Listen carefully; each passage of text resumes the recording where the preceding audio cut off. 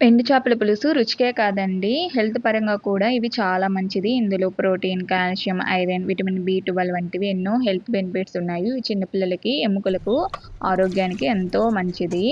ఇది నీచు వాసన లేకుండా ఎలా చేసుకోవాలో ఒకసారి చూసేయండి. నిమ్మకాయ సైజ్ అంతా చింతపండును ముందుగా నానబెట్టేసుకోండి. గోరువెచ్చని నీళ్ళల్లో ఉప్పు, ఒక నిమ్మకాయ దబ్బ పిండుకొని, చేపలు వేసుకొని ఒక 5 నిమిషాలు నానబెట్టుకొని పక్కన పెట్టేసుకోండి. ఇందుకోసం నేను 2 పెద్ద సైజు ఎర్రగడ్డలు, 2 టమాటో మరియు ఒక చిన్న మామిడికాయ కూడా పుల్లటిది తీసుకున్నాను. ఇవన్నీ సన్నగా కట్ చేసేసుకోండి. ఎండు చేపలనేవి హెల్త్‌కి చాలా మంచిది. నాకు హెల్త్ బాలేనప్పుడు మా అమ్మ డాక్టర్ కాడికి తీసుకొని వెళ్తే ఆమె ఖచ్చితంగా ఎండు చేపలు చాలా హెల్త్‌కి మంచిది. ఇందులో అయోడిన్ అన్నీ ఉంటాయి. బ్లడ్ గూడా మంచిగా ఉంటుంది ఆడపిల్లలకి అని చెప్పి అలవాటు చేయండని మా అమ్మకి చెప్పింది.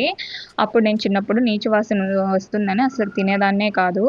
అవి మంచిగా చేస్తే ఆ రుచి అలవాటు పడిన తర్వాత నేనైతే పెళ్ళైన తర్వాత కూడా అది పనిగా కూడా తెప్పించుకొని నేను చేసుకుంటున్నాను. ఇవి పచ్చేపల కంటే ఇవే చాలా మంచిదండి. ఇక్కడ పచ్చేపలు ఐస్ బాక్సులు అట్లా పెట్టి రుచే ఉండదు. అవి ఎప్పుడు తెస్తారో తెలీదు. మేము ఇక్కడికి తెచ్చుకొని వండుకునేలకి స్మెల్ వచ్చేస్తుంది.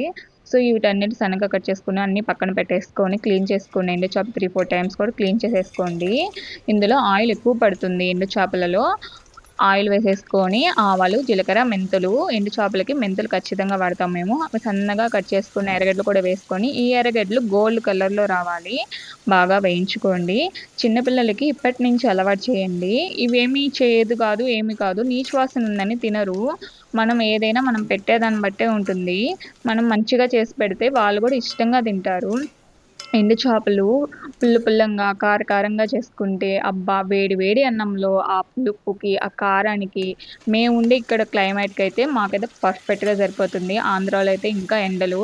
ఇక్కడ మేమొచ్చి 2 డేస్ అవుతుంది. 2 డేస్ ఫుల్ వర్షం పడతానే ఉంది. బాగా వేగిన తర్వాత అందులోనే టమాటా ముక్కలు కూడా వేసుకొని బాగా వేయించుకొని, హాఫ్ స్పూను పసుపు మరియు నేను కారం ఇంటి దగ్గరదండి ఇది. ఇదిగో చూడండి ఎలా ఉంది. కారం గూడా మీరు వీలైనంత వరకు ప్యాకెట్‌లోది కాకుండా ఆడించుకునిందే వాడండి. నేను పెద్ద స్పూన్‌తో 2 ఏసుకున్నాను కాబట్టి మీరు 3 స్పూన్లు కారం గూడా వేసేసుకోండి. అవి గూడా బాగా వేగిన తర్వాత అందులోనే క్లీన్ చేసుకున్న ఎండు చేపలు మరియు సన్నగా కట్ చేసుకున్నవి, మామిడి ముక్కలు, మరి కల్లుప్పు గూడా వేసుకొని బాగా కలిపెట్టుకొని మూత పెట్టేసుకోండి. మీకు చింతపండు పులుపు అవసరం వద్దు అనుకున్న వాళ్ళు ఇదే విధంగా బాగా కలిపెట్టేసుకొని మూత పెట్టేసుకుంటే బాగా మగ్గిపోతుంది. ఈ విధంగా కూడా కూర చేసుకోవచ్చు. కానీ చింతపండు పులుసు పోసుకుంటే ఇంకా రుచిగా ఉంటుంది.